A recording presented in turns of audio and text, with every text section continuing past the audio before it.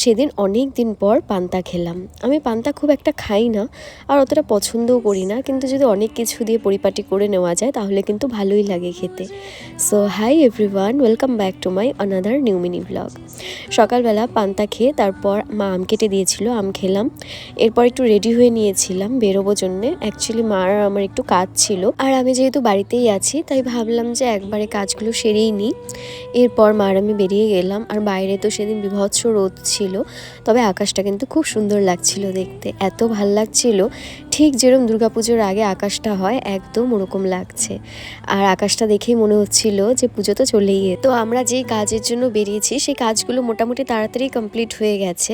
আমরা তো ভেবেছিলাম অনেকটা টাইম লাগবে, তাই মা বলল যে কাজ যখন হয়ে গেছে তাহলে একটু পিসুনির বাড়ি থেকে ঘুরে আসি।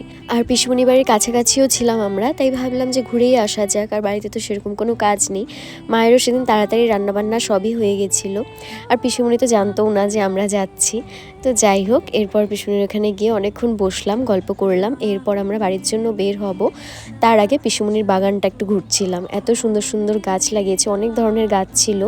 আর এখানে কি সুন্দর ছোট ছোট লেবুও হয়েছে। তো মা বলছিল কোনো একটা ফুলের গাছের ডাল নেবে, তো সেজন্য পিসুমণি ওটা কেটে দিচ্ছিল। তো এরম ওয়েদার দেখে আমরাও ভাবলাম যে আর বেশি দেরি করা ঠিক হবে না, কারণ বাড়িতে দিদাও আবার একা একা আছে, আর জোরে বৃষ্টি শুরু হয়ে গেলে আমরাও আটকে যাব। তাই আমরা আর বেশি লেট করলাম না, বেরিয়ে গেলাম বাড়ির জন্য সবাইকে টাটা করে।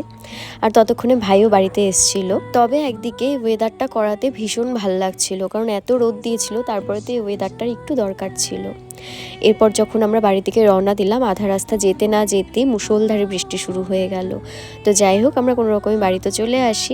এরপর আমি বাড়ি এসে ফ্রেশ হয়ে নিলাম, দেন খাওয়া দাওয়া করে রেস্ট করে নিয়েছি। এরপর সন্ধেবেলা আমি একটু রেডি হয়ে নিলাম। আমরা বেরিয়েছিলাম, সন্ধে তো না, ওই বিকেল টাইমে বেরিয়েছি। অনেক দিন ধরে আমরা রাজা ভাত খাওয়া যাচ্ছি না, তো ভাবলাম যে একটু ঘুরে আসা যাক।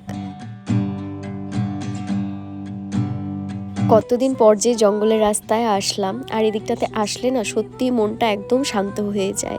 এত ভালো লাগে এদিকের পরিবেশটা, এত শান্ত চুপচাপ। তো যাই হোক, চলে এসছি আমরা এখানে চা খেতে। বেরিয়েছি তো বিকেল টাইমে, কিন্তু রাজা ভাত খাওয়া ঢুকতে ঢুকতে সন্ধেই হয়ে গেছে। আর এখানে আসা মানেই তো আমাদের এই তন্দুরি চা খাওয়া। এই চাটা তো এখানকার বেস্ট মনে হয় আমার কাছে। এরপর চা খেয়ে আমরা চলে এসেছিলাম রেলগেটের ওখানে যে মোমোর দোকানটা আছে সেখানে মোমো খেতে। এখানকার মোমোটাও আমার ভীষণ ভালো লাগে, আর তার সাথে স্যুপটা যে দেয় সেটাও দারুণ খেতে। তো তারপর মোমো খেতে খেতে অনেকক্ষণ আমরা সবাই মিলে আড্ডা দিলাম। সুন্দর মতো তো অনেকটা টাইম কাটিয়ে নিয়েছি, বাট আমাদের মনে মনে একটা টেনশন ছিল যে বৃষ্টি না নেমে যায়, কিন্তু ওয়েদারটা ভীষণ ভালো ছিল, তারপর আর বৃষ্টি নামেনি। সো চলো, আজকের ভ্লগটা এখানেই এন্ড করছি। দেখা হচ্ছে এরপর কোনো ভ্লগে। For now by.